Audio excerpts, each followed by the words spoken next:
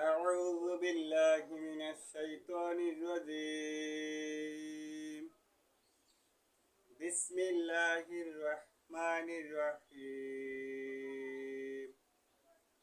خيركم من تعلم القرآن وعلمه অর্থ হচ্ছে তোমাদের মধ্যে ওই ব্যক্তি সর্বোত্তম যে নিজে কোরআন মাজিদ শেখে এবং অপরকে শিক্ষা দেয়।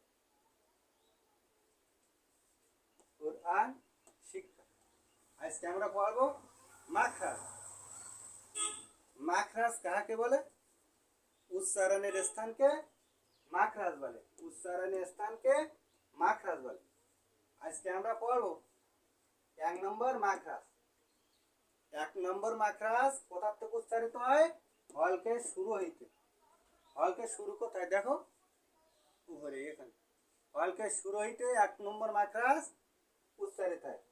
1 নম্বর মাখরাজ কয়টি হরফ? 2টি হরফ। দেখো হামজা আর একটা হলো হা। হামজা হা। তাহলে আমরা কি শিখলাম? 1 নম্বর মাখরাজ হলকে শুরু হইতে উচ্চারিত হয়। 1 নম্বর মাখরাজ 2টি হরফ। হামজা হা। এবার আমরা পড়বো 2 নম্বর মাখরাজ। 2 নম্বর মাখরাজ কোথা থেকে উচ্চারিত হয়? হলকের মধ্যখান হইতে। 2 নম্বর মাখরাজ হলকের মধ্যখান হইতে উচ্চারিত হয়। হলকের মধ্যখান কোথায় দেখো? এর হুড়কুনি এখানে মাঝখানে। 2 নম্বর মাখরাজ 2টি হরফ। আইন হা হা। 2 নম্বর মাখরাজ কয়টি হরফ? 2টি হরফ। আইন হা হা। এবার আমরা পড়বো 3 নম্বর মাখরাজ। 3 নম্বর মাখরাজ কোথা থেকে উচ্চারিত হয়? হলকে শেষ ভাগ হইতে 3 নম্বর মাখরাজ উচ্চারিত হয়।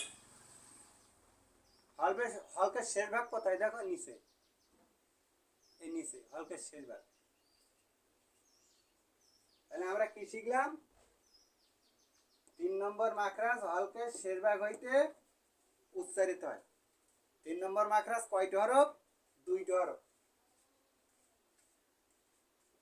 গইন খ। 3 নম্বর মাখরাজ কয়টি হরফ? 2টি হরফ। গইন গইন খ খ। তাহলে আমরা কি শিখলাম? 3 নম্বর মাখরাজ হলকে শেষ ভাগ হইতে উচ্চারিত হয়। 3 নম্বর মাখরাজ 2টি হরফ। গয়না খ। এবার আমরা পড়বো 4 নম্বর মাখরাজ।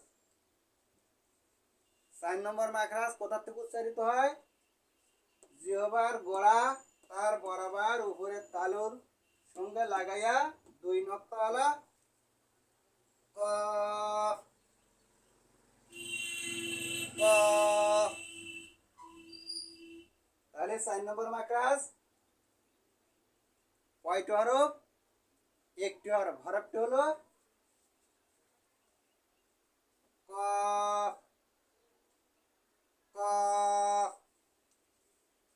তাহলে আমরা কি শিখলাম? 4 নম্বর মাখরাজ কোথা থেকে উচ্চারিত হয়? জিহ্বার গোড়া তার বরাবর উপরের তালের সঙ্গে লাগাইয়া